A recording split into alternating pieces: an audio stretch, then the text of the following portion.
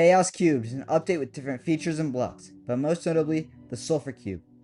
The Sulfur Cube is a mob that can absorb certain blocks and gain different attributes. For example, wood blocks send it really far when you hit it, ore blocks makes it barely go anywhere, and when you give it TNT, it makes it explode. This gives it very cool mechanics that changes multiplayer gameplay through minigames. But this video isn't about what the Sulfur Cube does, it's about what the Sulfur Cube is.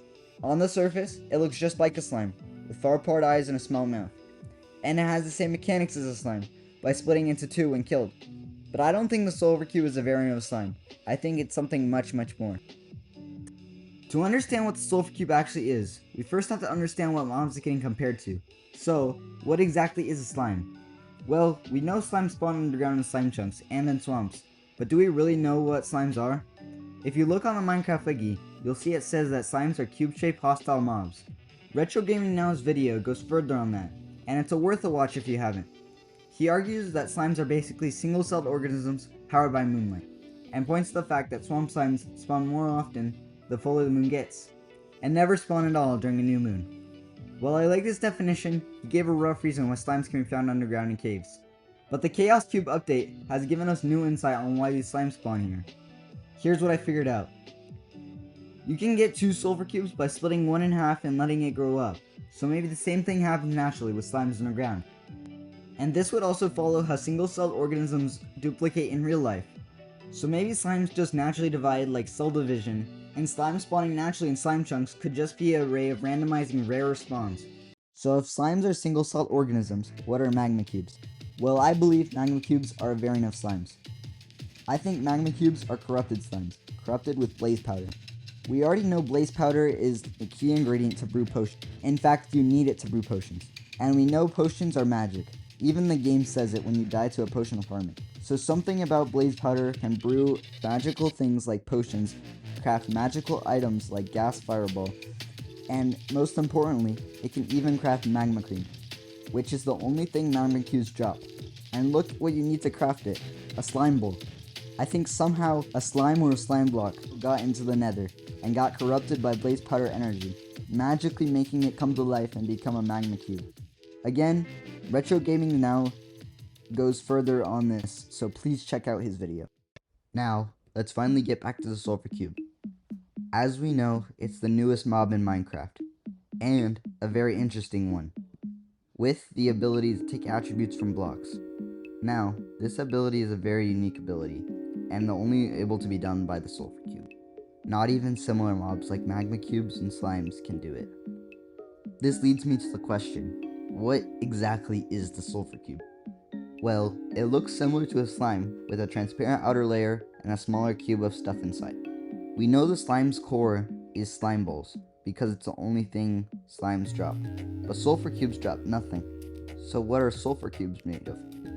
This question stumped me for a while I was researching, but I think I came up with a conclusion that makes a lot of sense. So, what is the Sulfur Cube made out of? It must be made of something bouncy, due to it always having a bounce when a block is put into it. And we can get another clue from what baby Sulfur Cubes eat to get bigger quicker. Slime balls. So this Sulfur Cube outer layer must be made of something with slime. But I think the Sulfur Cube outer layer has to be something made out of some sort of combination of slime and sulfur. Although sulfur isn't bouncy, it will do for now. Now that we have the outside layer, what is the inside of the Sulfur Cube made of? At first, you might think the inside is probably a sulfur block, but once you put them side by side, it doesn't really match up, because the Sulfur Cube has a light spot at the top and a dark spot at the bottom. Well, then you might think it's potent sulfur, but that doesn't really match up either. Then you might think it's probably something like polished sulfur, but that doesn't work either. So what exactly is the inside of a Sulfur Cube made of? This might stump you, and it stumped me for a while, until you realize when the Sulfur Cube has no blocks in it, the Sulfur Cube is hollow. Because once you put a block in it, it takes up all the space that the inside did before. So what is this mystery matter, and why does it magically disappear once a block is put inside the Sulfur Cube? Well, what if I told you I figured out this isn't even a block at all, but something else found in the same biome as the Sulfur Cube? Deep in the Sulfur Cave, there are ponds. These ponds seem harmless except for the occasional nausea. But once you look deeper in the pond, you'll find the truth to the sulfur cube. And now you might be thinking, we already figured out it isn't potent sulfur. And you would be right. But what I think is inside the sulfur cube isn't potent sulfur, but rather what it is emitting. Sulfur gas. And now you might be thinking, why would I ever think that the inside of the sulfur cube is sulfur gas? But you just gotta hear me out. If you look at the inside of a sulfur cube without a block in it, it will look light yellow at the top and dark yellow at the bottom. But this also correlates with realized sulfur gas and how it's heavier than air. So it will go towards the bottom of a container. And the more colored gas particles are together, the darker the color will be. And it's the same with the sulfur cube.